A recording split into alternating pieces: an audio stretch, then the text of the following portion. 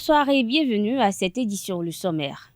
Une quarantaine de contrôleurs budgétaires a prêté serment ce mardi 29 mars pour une gestion plus efficiente des dépenses publiques devant le tribunal de première instance de première classe de Cotonou. La cérémonie a été présidée par le ministre Romuald Wadayi. Le lancement des travaux d'un atelier de passage en revue du plan de travail annuel 2021 et du lancement de la mise en œuvre des outils de gestion 2022 s'est tenu ce mardi matin à l'ISBA de Cotonou, plus de précision dans cette édition. Il est désormais interdit dans le littoral toute manifestation du culte Egungun, une décision du préfet Alain Orunla à laquelle les citoyens béninois ne sont pas indifférents.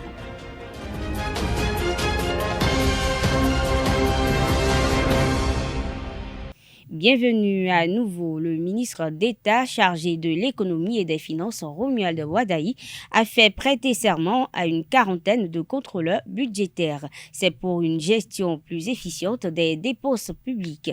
La prestation de serment a eu lieu ce mardi 29 mars 2022 devant le tribunal de première instance de première classe de Cotonou. La prestation a été faite conformément à l'article 14 du décret numéro 2015-209 du 17 avril 2015 portant statut particulier du corps des contrôleurs budgétaires. Le président du tribunal, Victor Fatindé, a donné acte de la prestation de serment et a renvoyé les contrôleurs budgétaires à l'exercice de leurs fonctions respectives. Le représentant du ministère public a conseillé à ces derniers d'exercer leurs fonctions dans le respect des lois, des tests régissant la corporation. Il faut noter que la prestation des serments des contrôleurs budgétaires est en cohérence avec la nouvelle ossature de gestion des finances publiques en mode programme.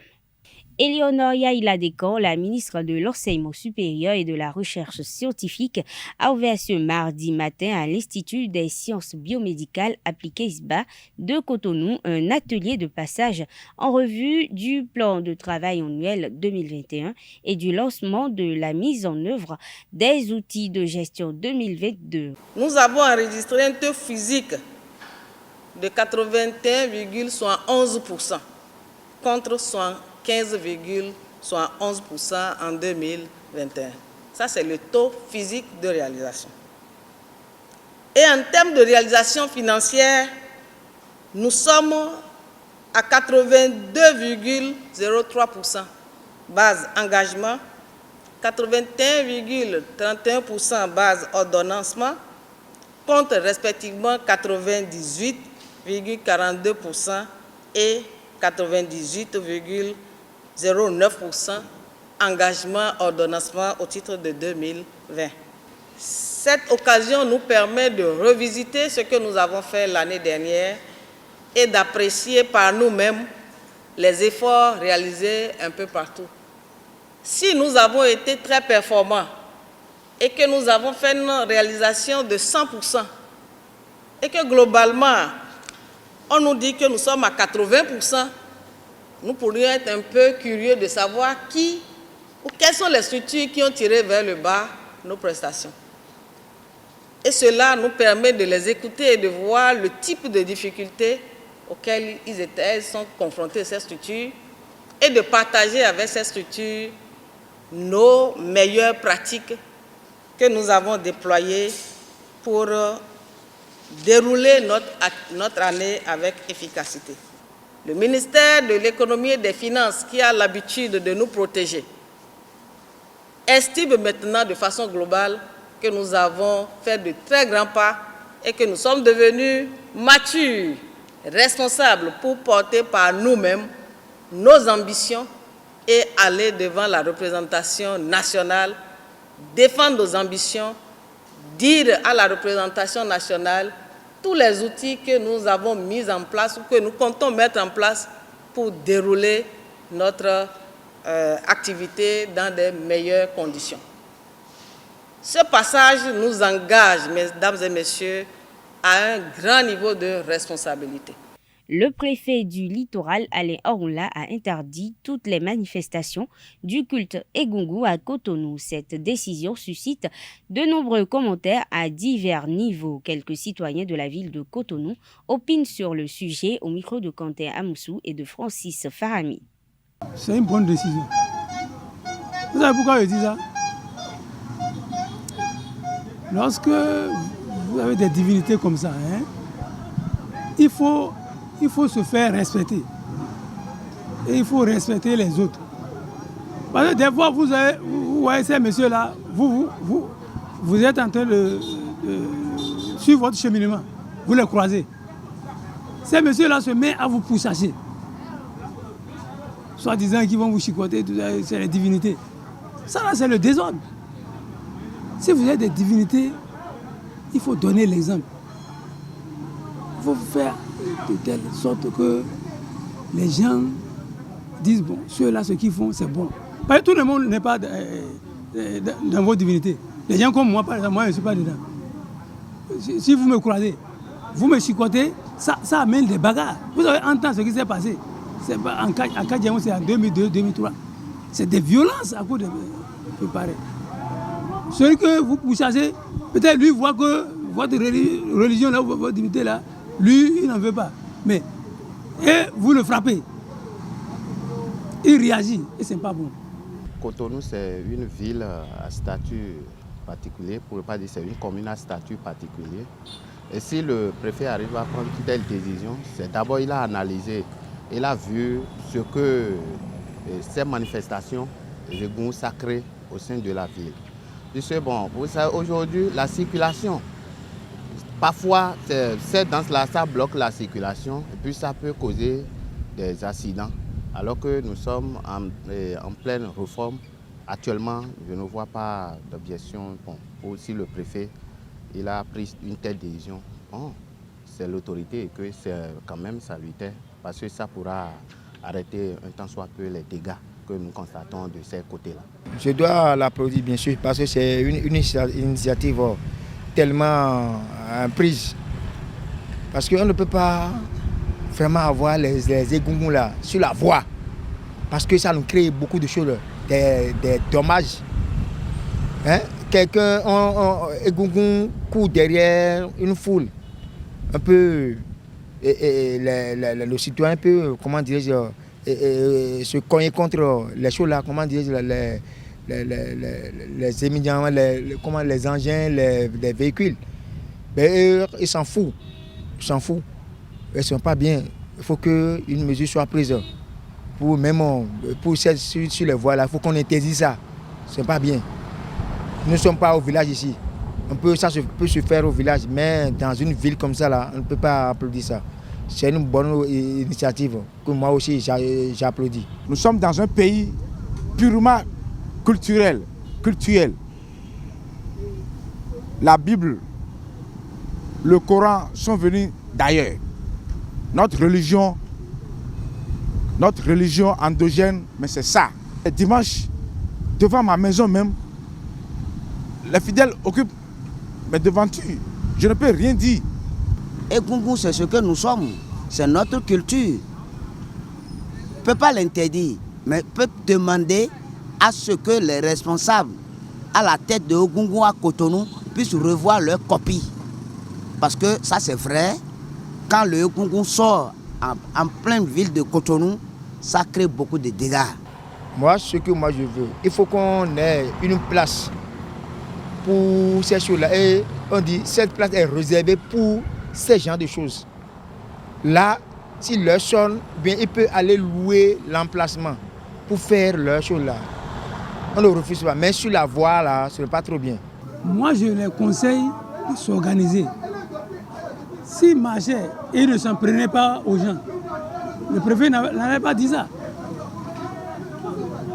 Donc, c'est à eux de savoir comment faire. Et nous, une divinité qu'on doit respecter, et les gens se mettent à se bagarrer avec vous. Vous avez vu que c'est pas bien en avoir. Donc, il faut te respecter avant que les gens te respectent. Fake news au Bénin, acteurs, trajectoire, influence et moyens de lutte. C'est le thème de la première causerie du Café Média Plus du vendredi 25 mars dernier. Au cours de l'émission, Léos Gamaï, auteur de l'étude CDD West Africa sur l'écosystème des fake news au Bénin, a présenté les auteurs intervenant pendant la production des infox et l'influence sur les lecteurs. C'était à la Maison des médias Thomas Méançon de Gbedjromende. Il était au micro de Quentin Amoussou et de Francis Farami. Généralement, pour l'observation qui a été faite, il y a une flambée, il y a une hausse, une recrudescence dans la production des infox en période électorale. Lorsque nous sommes dans un contexte de tension ou de crise, ça peut être crise sanitaire, crise sociopolitique ou crise sécuritaire.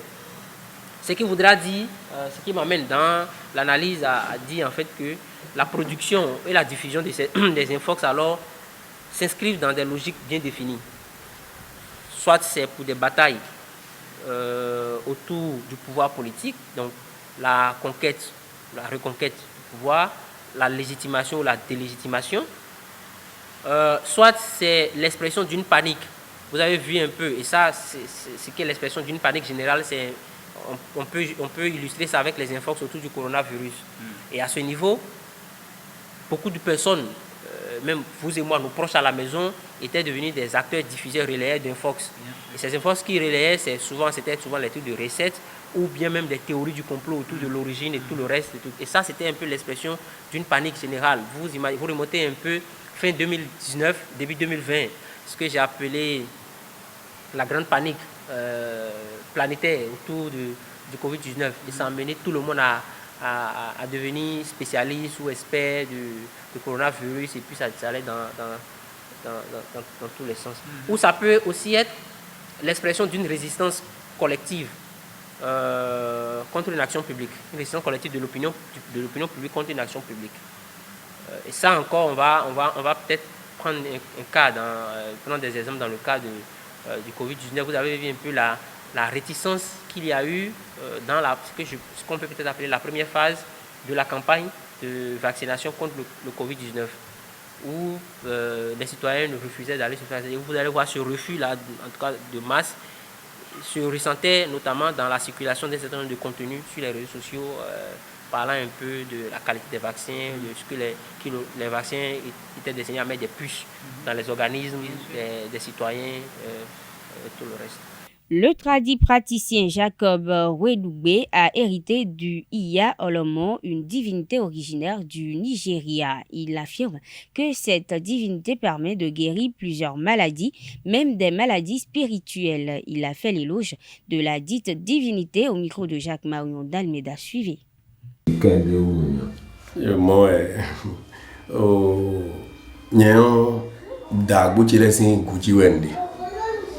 Bon, akoye okun we mi dele mi nokan bono ya season do ko egbedi to pe dom aje ko yo gbe to don di ama season aso alopa we ta bujile ko rombro ojo yen wa jeji ufodo lo iya olomo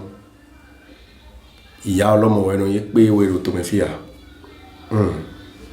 e ka no je hundo o na me no gaji gbe to ton yi azera gbome nu alopa no kanu me neji we den wa so do tanne ene nye no fidion tagbochile azon no gbogbo ya season do ko gbe wo blo yen so ne lo fidi bon gba azon teme azon de la deboyan son vive town do tomito me fi bo oui 2016 ouais nous y en a un temps bon sinon bon comment on c'est to gansi ambassa no atingbe épilepsie nye de non do mele bino bo de nko radio bo o do ka je dion me de ma wi boro mi so mo e mi de don yin do ina blo amasi do nu afon nu sansan ko me pada atingbe o je me o ji mi na essence ton do fi o asoro po bo edo bodo témoin le bo mi oblo de we aton ne bon me betole ko mo Donc à son début de bon, maintenant drame, m'a dit bon, et là comme qu'on a besoin de qu'on a un minimum de bon, minimum pour nous mettre pour minimum, tiens ouais, pour un an nous m'envoie ça on a bon minimum. Bébé disons minimum quand faire des choses, d'abord de jouer nous mille si photo ouais, n'y a pas d'y dans mais n'y a wedding, wedding nous c'est né. On y va mon gars quoi dire, bon toi tu vas dans le menu y a tout beaucoup. Oui oui ah do il djebou il fait, ouais raison de pétant mille, on il djebou il fait ouais et gossin, do dans le beau, t'as beau les boys do rien wa, au vie na bide no coup de titi. Bon t'as nous les nous on parle pas no dje, de wa coup bon coup do, ouais d'abord à rond, boy, et tu dois pas filer des vieux là, et quand on y donc et j'ai filé vous donner ces clowns de temps trop économiquement ils ont tout besoin donc mais les codos mais play wa do et ni do n'était possible qu'à dire bon c'est une quoi body vision tout bouton ouais va noter vous passer dans les gens tu bien quoi filé et non donc kaka tu vois vous doit wa quoi ton et quand on est là mais les dons c'est les vous non vous ton là vous doit les a support et tombe tento manière moi je me dis pile nous nous raconte aussi et atengali les on créa asiji et vous donc ya l'homme et on créa sita mais elle est douée ouais ton nouveau nous vite on est bon non blo. Toujours spiritualité dans cette édition, Florent Avocan fait un commentaire au sujet des phénomènes d'incubes et de succubes et leurs impacts sur l'être humain. Il a fait son développement sur le plateau d'Au cœur du mystère et il a été reçu par Jacques Mario d'Almeida. Suivez. Différentes portes de bonheur s'ouvrent à nouveau pour enfants, jeunes, adultes et vieux, femmes comme garçons. Voici un fléau, vice, ce que j'appelle encore parfois vicissitude, blocage pour l'humanité. Et le plus souvent, on veut condamner celui-là qui n'est même pas à la base de ce qui nous arrive. Quand les portes sont bloquées, on commence par chercher peut-être directement au village quelle tante ne saluait pas notre père, qui peut-être ne nous saluait pas dans l'enfance, qui était un peu ennemi pour nous, pour lui attribuer le sort. Aujourd'hui, c'est seulement les vieux qui sont sorciers, alors qu'il y a 3 ans qui sont aussi sorciers. Outre tous ces soucis de vie, il y a un fléau qui est en train de faire ravage aujourd'hui, ce qu'on appelle mari de nuit, femme de nuit. Concrètement appelé dans la langue vivante incuba et succuba, incube et surcube, ces énergies ne sont rien d'autre que des démons. Le mari de nuit d'abord n'est rien d'autre qu'un démon mâle censé abuser la vie d'une femme pendant son sommeil. C'est lui qu'on appelle mari de nuit. Scientifiquement, son nom c'est incube. La femme de nuit n'est rien d'autre qu'un démon femelle qui vient s'unir à un homme dans la nuit pour le détruire. Je ne vais pas dire pour aller aux ébats sexuels avec lui, mais pour le détruire. Donc la femme de nuit est appelée concrètement, scientifiquement, surcube. Donc incube et surcube, mari de nuit, femme de nuit ne sont rien d'autre que des démons ayant la possibilité de détruire 1. La vie sentimentale, 2. La vie professionnelle, 3. La vie financière et presque tous les différents domaines de nos vies respectives. Ce n'est pas un envoûtement, non. On ne peut même pas vous consulter, vous dire que quelqu'un vous a envoûté et vous a envoyé un mari de nuit. Non. C'est nous-mêmes qui ouvrons ces portes en nous. C'est comme si le portail est fermé. Si le portail demeure fermé, aucun mari de nuit ne peut vous déranger. Mais si vous vous hasardez du moins à ouvrir vous-même le portail, le mari de nuit viendra définitivement s'installer dans votre vie pour vous détruire. Ces 2 esprits travaillent pour un démon qu'on appelle Ashmodé, qui fait partie des milliers de démons que nous connaissons presque tous. Il y a un démon qu'on appelle Ashmodé. Lui, il a pour mission de ne jamais voir un homme et une femme rester ensemble pour devenir quelque chose de bon.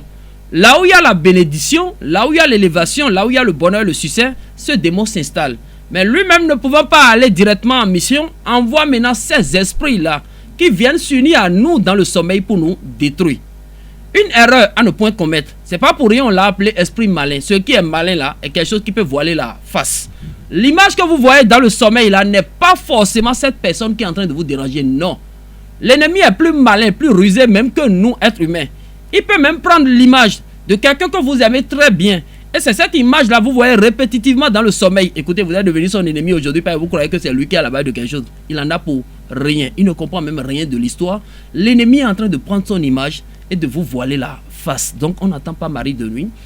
Un esprit mâle censé abuser de la vie d'une femme pendant son sommeil. Femme de nuit, un esprit ou bien un démon femelle censée s'unir à un homme pour le détruire dans la vie. Donc voici ce qu'on n'attend pas. Mari de nuit, femme de nuit, et le démon qui les dirige est appelé Ashmodé. Hors du Bénin, plus précisément au Nigeria, des terroristes ont fait exploser un train de voyageurs selon le quotidien nigérian Tizedé ce mardi en citant le directeur de la société nigériane des chemins de fer Fide Okiria. D'après la même source, le train transportait 970 passagers entre la capitale Abuja et la ville de Kaduna. Plusieurs passagers ont également été pris en otage. Des informations préliminaires indiquent qu'un engin explosif artisanal a été placé dans l'une des voitures. À la suite de l'explosion, le train a déraillé, plusieurs wagons ont été endommagés. Toujours hors du Bénin, plus précisément au Ghana, le pays rouvre ses frontières terrestres et maritimes après 2 ans de fermeture due au Covid-19. L'annonce a été faite dans la soirée du dimanche 27 mars par le président ghanéen Nana Akufo-Addo au cours d'un discours diffusé à la télévision. Il a également annoncé que le port du masque dans les lieux publics n'est plus obligatoire. D'autres mesures prises dès mars 2020 pour contenir l'épidémie dans le pays ouest africain ont été aussi levées. Par exemple, les voyageurs vaccinés n'ont plus à présenter un test PCR négatif à leur entrée sur le territoire. Sport dans cette édition. Après son nul face à Adidja FC à domicile, Jeffa FC a joué Dynamo d'Abomey lors de la 8e journée de la Super League Pro de football. Le technicien de Jeffa FC, Amidou Abdou, et son joueur Briciano Couton disent comment serait l'ossature du match face à Dynamo d'Abomey. Propos recueillis par Colomboussou. Nous allons l'aborder comme tous les autres matchs, vous voyez, donc nous allons l'aborder comme tous les autres matchs. Vous savez, dans ce championnat, toutes les équipes se valent. Les matchs ne se ressemblent pas. Une équipe aujourd'hui est bien, demain, le match suivant, vous ne les retrouvez pas. Mais carrément, on les a vus jouer ici, ils sont venus battre Adidja, mais ce n'était pas Adidja avait fait plus le jeu le jour-là ici. Donc, nous irons là-bas essayer de chercher le maximum de points. Amal, il est blessé, c'est un pion très important, donc il nous manque beaucoup. Vous voyez que depuis qu'il n'est pas là, on essaye de colmater les brèches, mais ce n'est pas comme il est là. Donc, mais nous essayons de faire avec, vous voyez. Donc en dehors de ça, dans l'axe central aussi, on avait une absence de taille, donc ceci a beaucoup joué, vous voyez. Donc je pense que c'est un championnat, c'est une course de fond. Nous allons remédier de cela. Ce point-là, c'est un point très important, donc qui va peser lourd à la fin. La journée prochaine, on a essayé de gagner ce match, mais la chance n'a pas été de notre côté. Ils ont égalisé pas sur un penalty. On va essayer de corriger ce qui n'a pas marché et essayer de gagner le prochain match. L'essentiel d'abord à Dynamo, c'est de ne pas perdre. Et on va mettre tous les atouts de notre côté pour essayer de gagner et redonner sourire à notre supporter. Dans le même registre, Aïssi Darius, coach d'Adidja FC, a indexé la performance de son équipe et projette sur la prochaine sortie de son équipe. Suivons-le au micro de Colombe Oussou. Je sais qu'avec le temps, ça va venir parce que ça peine à prendre. Ça peine à prendre. Je ne sais pas pourquoi on a eu la trouille. Tous nous avons eu la trouille. Ça fait que l'équipe adverse s'est mise en confiance et en première partie a osé, ce qui a donné le but. Donc il va falloir que je rehausse sous le ton avant que les enfants ne rehaussent leur niveau de jeu. Alors qu'on pouvait le faire depuis le début. Bon, c'est pas grave, c'est le jeu, c'est le football. En fait, si vous avez suivi Jeffa un peu, vous allez voir qu'aujourd'hui Jeffa n'a pas joué. Je pense que la physionomie de Jeffa est mieux que ça. Sincèrement, au niveau de l'animation, au niveau de la conservation et la progression, nous n'avons rien à en vouloir aux autres équipes. C'est au niveau de la finition que ça pêche. Ça pêche beaucoup.